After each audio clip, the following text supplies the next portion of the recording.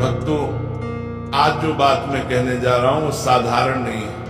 ये कोई सामान्य कथा, कोई डराने वाला प्रवचन या कोई मामूली टोटका नहीं है।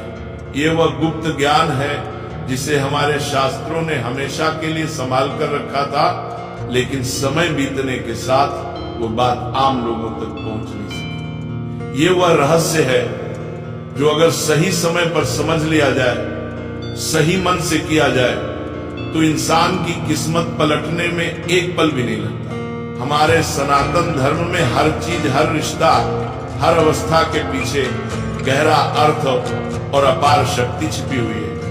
लेकिन पीढ़ी दर पीढ़ी कई बातें या तो भुला दी गई या गलत तरीके से समझाई गई। इसलिए आज जब आप ये सुन रहे हैं तो पूरे दिल से सुनिए, क्योंकि हो सकता है कि आज का यही ज्ञान आपकी तिजोरी का ताला खोल दे, आपके घर की बरकत लौटा दे और आपकी आने वाली पीढ़ियों तक धन, सुख और समृद्धि का प्रवाह छोड़ जाए। भक्तों, आज की बात एक विधवा स्त्री से जुड़ी है। समाज उसे दया की नजर से देखता है। कभी कभी लोग उसे अशुभ तक मान लेते हैं। किसी जगह उसे पूजा से दूर रखा जाता है, कहीं लोग उसके सामने शुभ काम करने से डरते हैं। लेकिन सच क्या है? सच ये है कि जिस स्त्री ने अपने पति को खो दिया, जिसने अपना सुहाग खो दिया, जिसने अपनी दुनिया खो दी, वह दुनिया की सबसे शक्तिशाली आत्माओं में से एक बन जाती है। क्योंकि भक्तों, जब बाहरी श्रृंगार खत्म होता है तो भीतरी तेज जाग जाता है। जब मन का सबसे बड़ा दुख झेल लिया जाता है तो आत्मा तपस्वी बन जाती है। जब जीवन की सबसे भारी परीक्षा दे दी जाती है तो भीतर ऐसी ऊर्जा पैदा होती है जो किसी साधु, किसी ऋषि, किसी योगी से कम नहीं रहती। भक्तों, हम में से कई लोग लक्ष्मी को प्रसन्न करने के लिए सोना, चांदी, बड़े अनुष्ठान, महंगे दान, इन सब की तरफ दौड़ते हैं। लेकिन हम भूल जाते हैं ईश्वर दिखावे से नहीं, भावना से प्रसन्न होता है। माता लक्ष्मी सोने से नहीं, पवित्र मन और कर्म से आकर्षित होती है। और सबसे बड़ा सत्य, जहां एक तपस्वी आत्मा का आशीर्वाद मिलता है वहां कभी दरिद्रता टिक नहीं सकती। और एक विधवा स्त्री, वो तपस्वी नहीं, चलती फिरती तपस्या है। वह त्याग की मूर्ति है, वह दुख से शुद्ध हुई आत्मा है। वह ईश्वर के सबसे करीब खड़ी होती है, क्योंकि जिसने संसार में सब खो दिया उसे ईश्वर ही सहारा देता है। इसलिए भक्तों, अगर किसी व्यक्ति के जीवन में धन की कमी हो, कर्ज न उतर रहा हो, दुकान न चल रही हो, नौकरी अटक गई हो, घर में बरकत न टिक रही हो, चाहे कितनी मेहनत करो लेकिन किस्मत साथ न दे रही हो, तो इसका समाधान पैसे, पूजा, अनुष्ठान या भागदौड़ में नहीं, एक तपस्वी आत्मा की कृपा में छिपा है। अब प्रश्न उठता है, ऐसी स्त्री से क्या मांगना चाहिए? धन, कपड़े, खाना, उपहार? नहीं भक्तों, इनके बदले आपको बस क्षणिक चीजें मिलेंगी। 2 दिन फायदा होगा, फिर वही दशा लौट आएगी। वह चीज जो मांगनी है वो अदृश्य है, पर उसका असर पूरा जीवन बदल देता है। और यह सुनकर पहले पल में आप चौंकेंगे। आपको उस विधवा स्त्री के दुखों का एक छोटा सा अंश मांगना है। हाँ भक्तों, दुखों का अंश। यकीनन ये सुनते ही मन में सवाल उठता है, कोई दुख क्यों मांगे?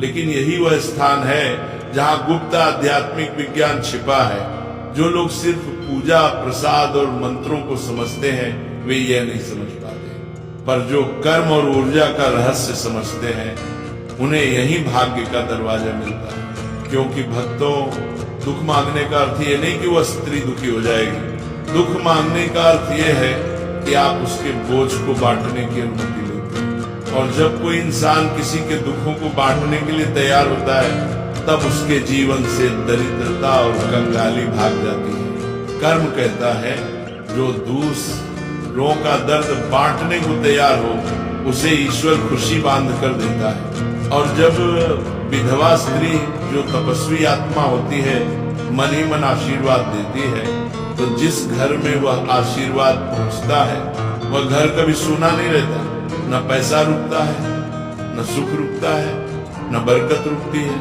भक्तों, आज आपने रहस्य का द्वार खोल दिया है, लेकिन ये अभी अधूरा है। भक्तों, अब हम उस सबसे गहरे आध्यात्मिक रहस्य पर पहुंच चुके हैं, जिसके कारण इंसान का भाग्य ऊपर भी उठता है और नीचे भी गिर जाता है। ये रहस्य इतना सूक्ष्म है कि आम इंसान की नजर में दिखाई नहीं देता, लेकिन जो इसे समझ लेता है उसके जीवन की पूरी दिशा बदल जाती है। यह बात कर्म, भाग्य और ब्रह्मांड के नियमों से जुड़ी है। आज मैं आपको वही समझाने जा रहा हूं, लेकिन बहुत सरल भाषा में, ताकि जो पढ़ा लिखा नहीं है जो वो भी पूरी तरह समझ सके। भक्तों, दुनिया में सुख और दुख यूं ही नहीं आते। हर इंसान इस जन्म में वही भोगता है जो उसने पहले जन्म और इस जन्म में किया है। जैसे बोया वैसा पाया, यही कर्म का नियम है। कोई अमीर क्यों पैदा होता है, कोई गरीब क्यों, कोई सुखी क्यों रहता है और कोई क्यों रोता है, इसकी जड़ इसी कर्म सिद्धांत में है। हर दुख, हर समस्या, हर गरीबी सब किसी न किसी पुराने कर्म का फल है। इसी तरह जो व्यक्ति बहुत खुश, सुरक्षित या समृद्ध रहता है, वह भी अपने पिछले शुभ कर्मों का फल भोग रहा है। अब भक्तों, सोचिए, जब किसी स्त्री का पति उसके जीवन से चला जाता है, जब उसका सुहाग छिन्न जाता है, जब उसका संसार बिखर जाता है, तो वह कैसा दुख होता है। यह दुख सामान्य इंसान की समझ से बाहर है। यह दुख इतना बड़ा होता है कि उसके पिछले जन्मों के बहुत से बुरे कर्म एक साथ जलकर राख हो जाते हैं।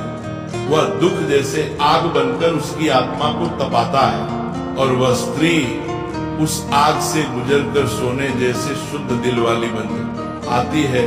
उसे दुनिया शायद अभागी समझे, लेकिन आध्यात्मिक दृष्टि से वह सबसे अधिक पवित्र और शक्तिशाली आत्मा बन चुकी होती है। उसका हर आंसू तपस्या बन चुका होता है, उसका हर आह त्याग बन चुका होता है, उसका मौन ध्यान बन चुका होता है, उसका निस्वार्थ जीवन साधना बन चुका होता है। इसीलिए उसके आशीर्वाद में भी ताकत होती है और उसके श्राप में भी ताकत होती है। इसलिए कहा गया है, विधवा को कभी रुलाना नहीं चाहिए, उसका दिल कभी नहीं दुखाना चाहिए, क्योंकि उसका दिल दुखाने वाला व्यक्ति सीधे अपने भाग्य को चोट पहुंचा देता है।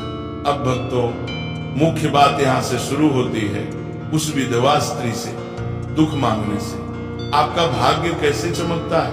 पहली बार, आप वास्तव में दुख खरीदते नहीं, आप दुख बांटते हैं। जब आप उसके पास जाते हैं और मन ही मन दिल से सच्ची करुणा से कहते हैं, माँ, जो दर्द आप अपने दिल में सह रही हैं, उसका एक छोटा सा कण मुझे दे दो, ताकि आपका बोझ थोड़ा कम हो जाए, तो आप उस स्त्री से दुख नहीं मांग रहे होते, आप ब्रह्मांड को संदेश दे रहे होते, मैं किसी का दर्द बांटने के लिए तैयार हूं। ब्रह्मांड तुरंत आपके कर्म को पहचान लेता है, क्योंकि दुनिया में लोग खुशी छीनते हैं, फायदा लेते हैं, काम की चीजें मांगते हैं, लेकिन किसी का दर्द बांटना बहुत दुर्लभ है।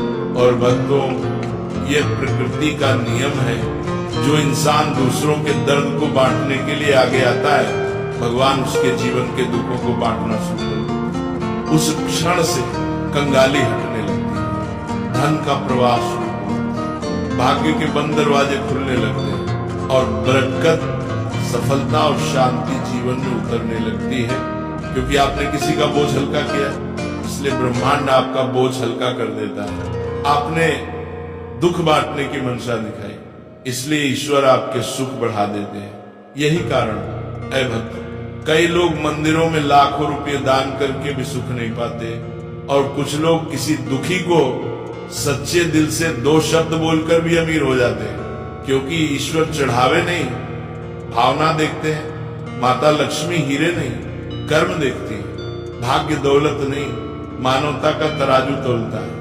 भक्तों, अब यहीं से आगे की बात शुरू होती है, और यह हिस्सा सबसे अधिक रहस्यपूर्ण और जीवन बदल देने वाला है। अभी तक आपने समझा कि करुणा और परमार्थ का भाव किस तरह भाग्य को पलट देता है, लेकिन अब समझना यह है कि ये सब केवल भावना भर नहीं है, बल्कि ये ब्रह्मांड का एक अटूट नियम है। जब इंसान अपने दिल में ये सच्ची इच्छा पैदा करता है कि अगर किसी का बोझ कम हो जाए तो थोड़ा सा दुख में सह लूं, तब उसी क्षण ब्रह्मांड उसके अंदर वह शक्ति जगाता है जिसके सामने दरिद्रता, असफलता और दुर्भाग्य टिक ही नहीं पाते। यह वह पल होता है जब मनुष्य भीतर से बदल रहा होता है, और जब मनुष्य भीतर से बदलता है तभी जीवन बाहर से बदलता है। भाग्य बाहर से नहीं पलटता, भाग्य पहले दिल के अंदर पलटता है। भक्तों, दुनिया में दो तरह के लोग होते हैं, एक जो सिर्फ लेने के लिए आए हैं और दूसरे जो देने के लिए आए हैं। जो सिर्फ लेता है उसका भाग्य सीमित रहता है, लेकिन जो देना सीख जाता है उसका भाग्य अनंत हो जाता है। और देने की सबसे महान चीज क्या है? पैसा नहीं, वस्तुएं नहीं, बल्कि किसी के दर्द को थोड़ा सा बांट लेने की भावना। यही सबसे बड़ा दान, सबसे बड़ा तप और सबसे बड़ा पुण्य है। जब आप किसी विधवा माता के दुख को बांटने की भावना रखते हैं, उस क्षण आप उसका जीवन आसान बनाने की जगह उसके कर्मों को भी हल्का कर रहे होते हैं। और जब उसके कर्म हल्के होते हैं तो वह भीतर से दुआ देती है, चाहे बोल कर दे या बिना बोले, उसका आशीर्वाद सीधा आपके भाग्य में लिख दिया जाता है। याद रखना भक्तों, दुनिया में सबसे सच्ची दुआ उस इंसान की होती है जिसने दुख झेला हो, क्योंकि जो केवल सुख में रहा है उसकी दुआ में आग नहीं होती, लेकिन जिसने खोया हो, सहा हो, रोया हो, उसकी दुआ पत्थर पर भी फूल उगा सकती है। विधवा स्त्री के आंसू साधारण पानी नहीं होते, वे तपस्या की अग्नि में पवित्र हुए होते हैं। उसके दिल से निकलने वाली दुआ में वह शक्ति होती है जो इंसान के जीवन की सबसे बड़ी रुकावटें भी एक ही पल में दूर कर देती है। और जब आप उसके दुख के साथ खड़े होते हैं, बिना कुछ मांगे, बिना कोई पहचान चाहे, बिना कोई बदले की इच्छा रखे, तब ब्रह्मांड आपकी किस्मत को उस जगह से उठाकर उस जगह पहुंचा देता है जहां आप खुद भी कभी पहुंचने की कल्पना नहीं कर पाए थे। भक्तों, करुणा ब्रह्मांड की सबसे ऊंची तरंग है। धन उसकी छाया है, किस्मत उसकी दासी है और समृद्धि उसका परिणाम है। जिस दिन मन में करुणा पैदा हुई, उसी दिन घर में बरकत का प्रवाह शुरू हो गया। सोचो, एक दिल जो किसी और के आंसू मिटाने के लिए तैयार है, भगवान उसे आंसू कैसे देंगे? एक मन जो किसी और की तकलीफ बांटना चाहता है, भगवान उसे तकलीफ कैसे देंगे? ऐसा नहीं हो सकता। भगवान बहुत न्यायप्रिय हैं, लेकिन उससे भी ज्यादा दयालु है। जो दया के मार्ग पर चल पड़ता है, उसके पीछे खुद लक्ष्मी और नारायण चल पड़ते हैं। भक्तों, दुनिया में सबसे मजबूत व्यक्ति वो नहीं है जो बहुत पैसा कमाता है, बल्कि वह है जो दूसरों के दर्द को देखकर उसका हिस्सा अपने ऊपर लेने की क्षमता रखता है। यही तो असली धनी होने का मापदंड है। जो इंसान सिर्फ अपने लिए कमाता है वह अमीर हो सकता है, लेकिन जो इंसान दूसरों के लिए जीता है वह महाधनवान हो जाता है। धन केवल तिजोरी में नहीं रहता, धन हृदय में रहता है। और जहां हृदय में दया हो, वहां से धन, शांति, सम्मान और सौभाग्य कभी नहीं जाता।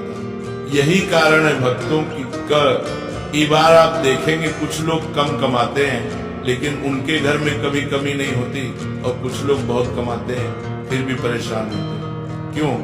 क्योंकि समृद्धि मेहनत से नहीं आती, समृद्धि कर्म और करुणा से आती है।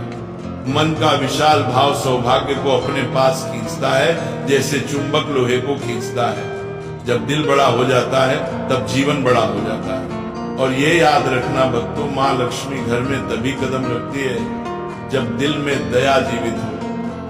जहां दिल में करुणा नहीं, वहां पूजा, मंत्र, करोड़ों रुपए और महंगी भेंट भी कोई काम नहीं करती। लेकिन जहां दिल में करुणा हो, वहां एक चुटकी चावल, एक बूंद पानी और एक सच्चा भाव भी भाग्य को बदलने के लिए काफी होता है। यही कारण है कि किसी विधवा माता के दुख को बांटने की भावना सिर्फ आध्यात्मिक काम नहीं, बल्कि धन का सबसे गहरा, सबसे गुप्त और सबसे तेज असर करने वाला नियम है। क्योंकि दुख बांटने वाला कभी दुखी नहीं रहता और दूसरों के आंसू पोंछने वाला कभी कंगाल नहीं रहता। जिस दिन आपके दिल में ये भावना जाग गई, समझ लेना भाग्य आपके लिए दौड़ना शुरू कर चुका है। भक्तों, अब इस रहस्य को और भी गहराई से समझो, क्योंकि यही वह बिंदु आता है जहां मनुष्य का भाग्य सचमुच पलटने लगता है। जब किसी के जीवन में धन, तरक्की और सफलता रुकी हुई होती है तो असल कारण पैसा नहीं होता,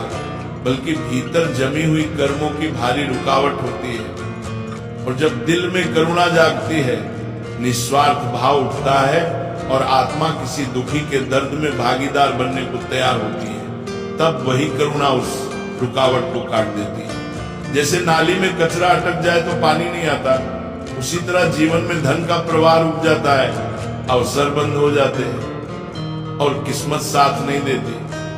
लेकिन जिस दिन मनुष्य निस्वार्थ भाव से किसी पीड़ित व्यक्ति की तकलीफ को कम करने की इच्छा रखता है, उस दिन वही भावना उस कर्मिक कचरे को साफ कर देती है और किस्मत का पानी पूरी ताकत से बहना शुरू हो जाता है। भक्तों, बहुतों के मन में सवाल आता है, क्या हमें जाकर विधवा माता से सीधे ये कह देना है कि आपका दुख मुझे दे दीजिए? बिल्कुल नहीं। ऐसा कहना उनकी आत्मा को दुख देगा और ये पूरी साधना व्यर्थ हो जाएगी। ये एक गुप्त क्रिया है, एक मौन साधना, जिसे बिना बताए, बिना जताए, बिना पहचान चाहे करना होता है। इस साधना का पहला नियम है भाव शुद्ध होना चाहिए।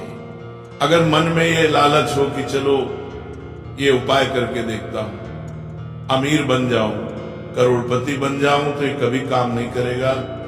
यहां पैसा पाने की चाह नहीं चलती, यहां दिल की सफाई चलती है। जब किसी विधवा माता का दर्द देखकर आपके दिल में सच में करुणा उठे, जब आंखों में अपने आप नमी आ जाए, जब आत्मा कहे काश मैं इसका दुख थोड़ा कम कर पाता, तब समझो कि आप इस साधना के योग्य हो चुके हैं।